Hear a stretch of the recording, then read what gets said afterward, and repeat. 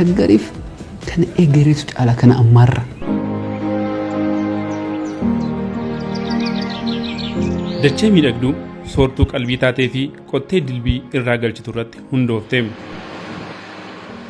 Gaarreen mimmiidhagoo dachee hundaan badhaate suuraan miidhagina ishee halaalarraa nama yaamu keessatti kan hundoofte Shaggar wiirtuu waamaraa fi dinagdeetiim.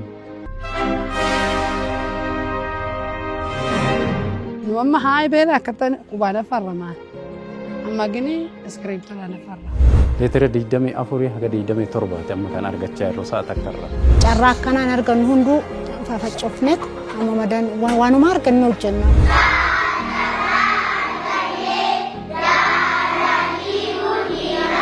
Bulchiinsi magaalaa Shaggar fedhii fi hawwii jiraattota isaa giddu galeeffachuun magaalaa jabduu ammayyoomtee misoomaaf hawwattuu giddugala dinagdee siyaasaa fi hawaasummaas taate ta'uuf kan hundaa'ee hojiitti seene onkoloolessa 11 bara 2015 ture.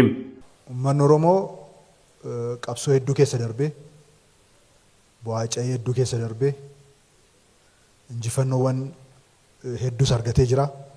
Injifannoon tokkoo fi inni guddaan hundeeffama magaalaa Shaggar. Guyyaan kun warra Finfinneetti dhiyoo osoo jiruu eebuu misoomaan waadamaa carraa barnootaas dhabee lafaa fi qabeenya isaa dhabuun rakkataa tureef guyyaa misraachoo yoo ta'u warra yaadicha dhale Shaggar bor eessa ga'uuf akka kutattee kaate beekuuf ammoo guyyaa addaa mul'anni isaanii itti dhugoomuu eegale ta'uun yaadatamaam. Waggaa 30 keessatti Shaggar maal akka ta'u ani fixeera jechuudha. Sammuu kiyya keessa hin jira. Shaggar magaalaa qonnaan bulaa naannoo ishee jiru haammachuun hundooftee wiirtuu sochiilee misooma danuu taate uumuuf hojiin hanga ammaattuu gama wabii nyaataa mirkaneessuu ogummaa dagaagsuu intarpiroonarshiippii babal'isuu fi tajaajila si'eessuun waggoottan lamaan darban keessa hojjetaman agarsiiftuu galma egereeshiitiim. Carraa jirutti fayyadameetoo hojiitti seenee biddeena nyaachuu qaba nama biraatif hojii uumuu qaba jedhee kanan murteeffadhee to'annoo jedhee achi seenan immoo har'a sababa of bira darbee nama biraati carraa hojii uumuu itti danda'u kana barumsa iskiilii wannoodha hodhaadhaa kana kanan danda'e ogummaa kiyya kanan baradhe saniin alatti jechaadha. Shaggar magaalaa guddinni ariifataa fi itti fufiinsaan keessatti mirkanaa'u gochuuf hojiin hojjetamaa jiru hedduu yoo ta'an qonna magaalaan hojiin gama qonna jallisii horsiisa lukkuu fi loonii oomisha aannanii fi kanneen biroon jijjiiramoota qabatamaan erga magaalichi hundaa'ee dhufuu eegalan dhugoomsituu magaalaa dinagdeetiim. Qonnaan bulaa keenya naannaa magaalaa Finfinnee jiru kan sababa investimentii adda addaatiin misooma adda addaatiin buqqa'ee lafa isaarra ka'aa ture kana deebisanii dinagdeen ga'oomsuu isaa fi ergama kana milkeessuudhaaf immoo hojii bal'aa hojjetaa jira jechuudha.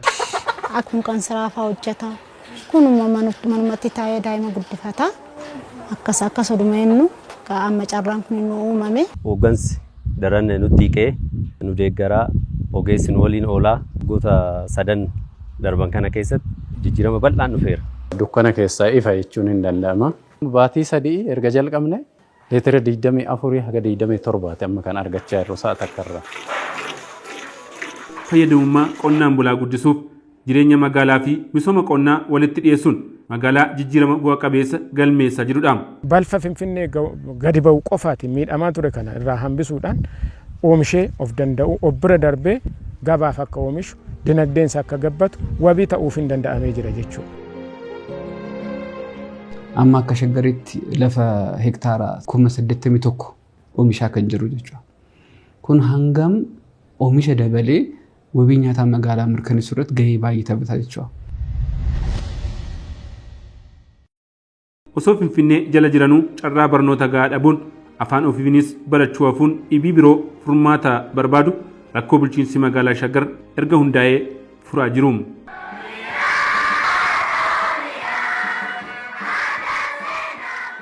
Gizee san akkanatti karaan keenya sodaachisaa aqaaqii deemanii baratanii aqaaqii san immoo gizee san dubartiin deemuun carraan qabdu dhiira bichaa deeme dubartiin tamartee maal gooti jedha. Hawaasni toora kana jiru carraa barnootaa hin arganne waan ta'eef carraa barnootaa karaa idileetiin kenninu akkuma jirutti ta'e karaa barnoota al-idilee fi misooma hawaasaatiin hojiin hojjetamu jira.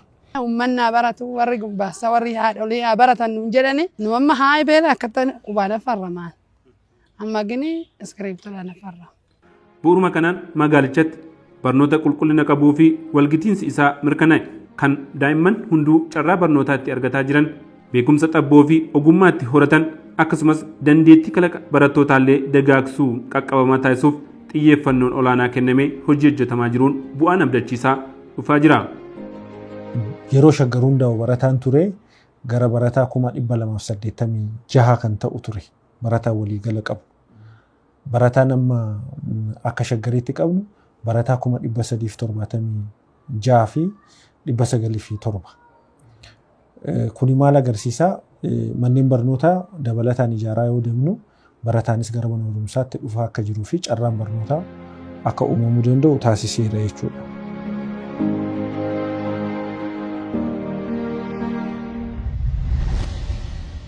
Magaalaa Shaggar magaalaa miidhagduu dorgomtuu fi jireenyaaf mijattuu taate uumuuf dhimmi fayyaa jiraattota magaalichaa dhimma ijoo irratti hojjetamuu qabu kan Shaggaris irratti xiyyeeffatee hojjetaa jiru keessaa tokko.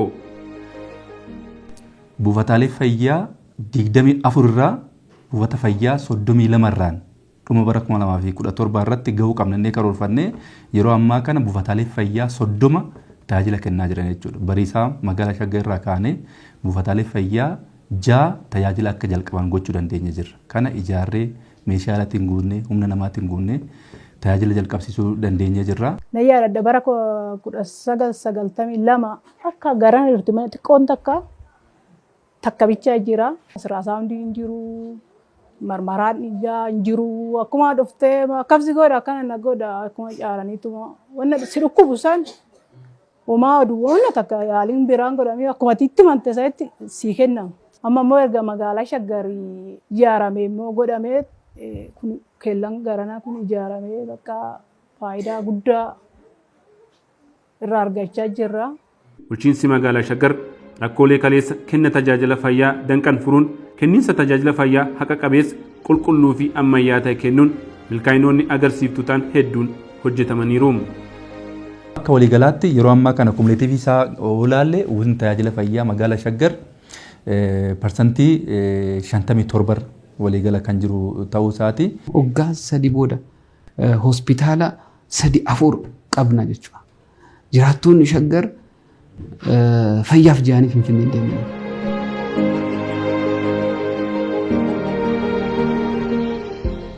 Shaggar magaalaa ismaartii fi dorgomtuu taate uumuuf hojjetaa kan jiru. Bulchiinsi magaalaa Shaggar erga hundaa'ee as piroojektonni gama daandii, giddugala gabaa, misoomni koriidarii, godoowwan industirii fi kanneen biroon hojiin hojjetaman milkaa'inota gurguddoo galmaaniim.